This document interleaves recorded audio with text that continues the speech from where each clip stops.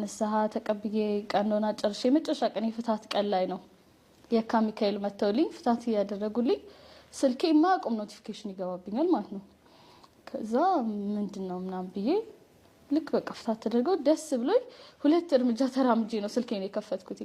ከዛ ወዲያው በቃ ሁሉም ነገር የተፖሳሰተው ነገር አየሁኝ ማለት ነው።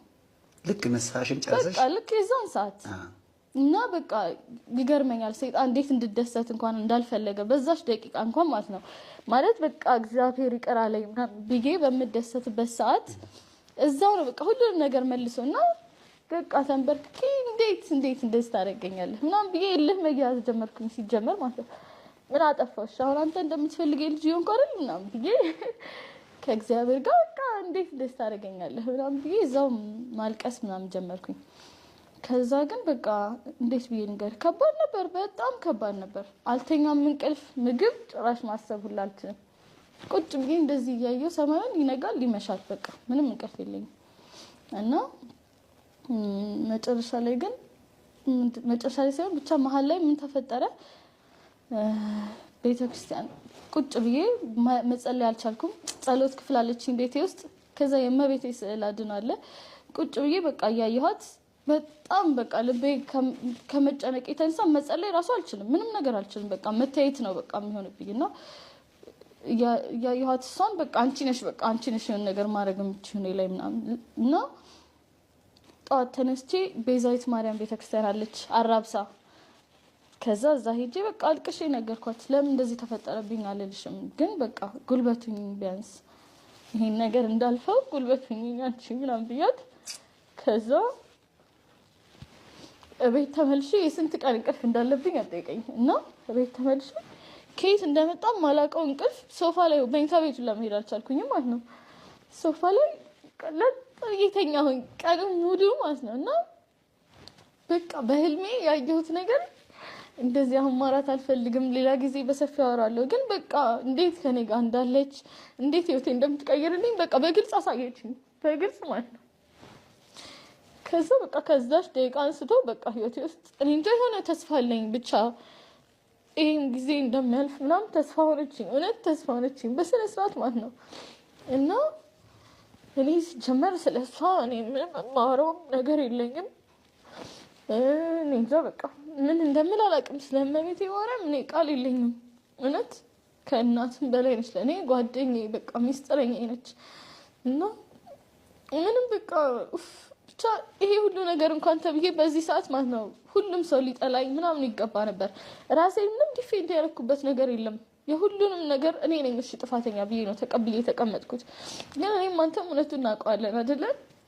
ማስረዳት ራሱ አልፈለኩኝም። በቃ ከኔ ኤክስፕላኔሽን በላይ የሆነ እግዚአብሔር አለ፣ እሱ ይፈርድልኛል ብዬ ነው የተቀመጥኩት።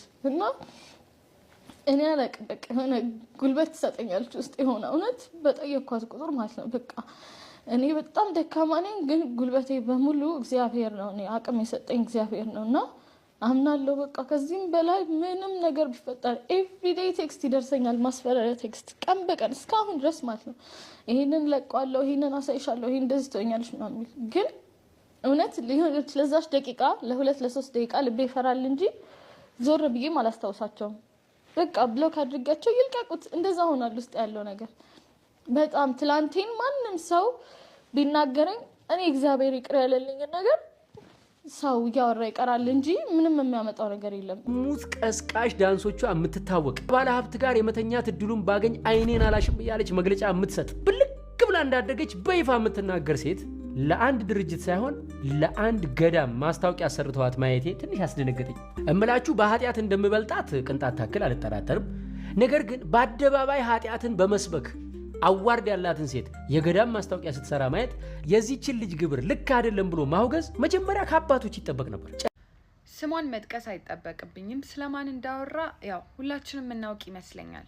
የወደቀ ዛፍ ምሳር ይበዛበታል ይባላል። እሱም የራሱን ያቅሙን ድንጋዩን እየወረወረ ነው።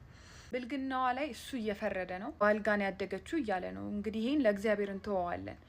ያው እነሱ ጻድቅ ስለሆኑ ባለጌዎቹን ጨዋዎቹን መለያየት ይችላሉ። ኃጢአት የሌለበት ድንጋዩን ይወርውር ነው ያለው። ሁላችንም የራሳችን ኃጢአት አለብን። ኦፍ ኮርስ ንግግርን ለማሳመር እኔ ከሷ ይበልጥኩ ኃጢአተኛ ነኝ ብለሃል። ግን ያው ኃጢአተኛ ኮንክ ታዲያ ለምን ድንጋይህን ትወረውራለህ? ከመወርወር አልፈ ደግሞ ለህዝቡ ፕሬዘንት አርጋት አውግዙ እንደዚህ አድርጉ እያልክ ነውና መፍረጃ ወንበር ላይ ተቀምጠህ አንተ ንጹህ እንደሆንክ አድርጋ ኦሬዲ ድንጋይህን እየወረወርክ ነው ማለት ነው። ሶ ምን ልላችሁ ፈልጌ ነው መሰላችሁ? ቤተ ክርስቲያን የክርስቶስ ምሳሌ ነች። ክርስቶስ ነው ቤተ ክርስቲያንን የመሰረታት። ይሄ ሁላችንም ያግባባናል ብዬ አስባለሁ። ግን እንዴት ነው መጽሐፍ ቅዱስ ላይ ስናይ ክርስቶስ ከኃጢአተኞች ከአመንዝሮች ጋር እሱ አሁን ባልጋ ላደገች ብሎ ለሚላት ሴት ከእንደሷ አይነት ሴት ጋር ነበረ የሚበላው የሚጠጣው። እሱ ቦታ ያሉት እነዛ ፈሪሳውያን ግን እንዴት ከነዚህ ከኃጢአተኛ ከአመንዝራ ጋር ይበላል ተብሎ ይታማ ነበረ እና የሚናደዱበትም ነበር። እና አሁን እሸቱም ተመሳይ ነገር ነው እያደረገ ያለው። ቤተ ክርስቲያን እንዴት እነዚህን ሰዎች ታቀርባለች እያለ ነው። እንደውም እኔ ሙሉ ቪዲዮን ዩቲዩብ ላይ አይቼዋለሁ፣ ገብታችሁ ዩት። የሆነ ፓርት ላይ እንደውም ምን ይላል መሰላችሁ? ባለጌ ቲክቶከሮች ልክ ወደ ቤተ ክርስቲያን ሲመጡ ሰው በጣም ደስ ይለዋል። የሆነ ጻድቅ ሰው እንዳየ ሰው ነው አክት የሚያደርጉት ይላል። እና ታዲያ ያ የጠፋው በግ ወደ ቤተ ክርስቲያን ሲመጣ ይደሰታል እንጂ የቤተ ክርስቲያን አባት እና ሂድ ከዚህ ተብሎ ይባረራል እንዴ? በእውነት እንዳንተ አይነት ሰዎች ናቸው በጣም ብዙ ሰዎችን ሜዳ ላይ እንዲቀሩ የሚያደርጉት፣ ወደ ቤተ ክርስቲያን እንዳይመለሱ የሚያደርጉት እንዳንተ አይነቶቹ ናቸው ሰዎችን ከቤተ ክርስቲያን አራርቀው የሚያስቀሩት። አንተ ለማንም እንድትፈርድ አልተጠየቅክም። አንተ የራስህን ኑሮ ሰው በደረሰበት ልክ ይመላለስ ነው የሚለው መጽሐፍ ቅዱስ። አንተ በደረስክበት ተመላለስ። ያቺ ባለጌ ያልካት ሴትም በደረሰችበት ትመላለሳል። ስለሷ አንተ ጻድቅ ከሆንክ ጸልይላት ወንድሜ፣ ጸልይላት። ቆመ ቁጭ ብለ ከምትፈርድ ለምን ቤተ ክርስቲያን ትገባለች? ለምን እንደዚህ? ስለ ኢሜጅ ሳይሆን ስለ ነፍሷ ተጨነቅላት። ስለሷ መዳን፣ ስለሷ ሲኦል ውስጥ አለመግባት ተጨነቅላት እንጂ ፍርዱን ለእግዚአብሔር እንተው።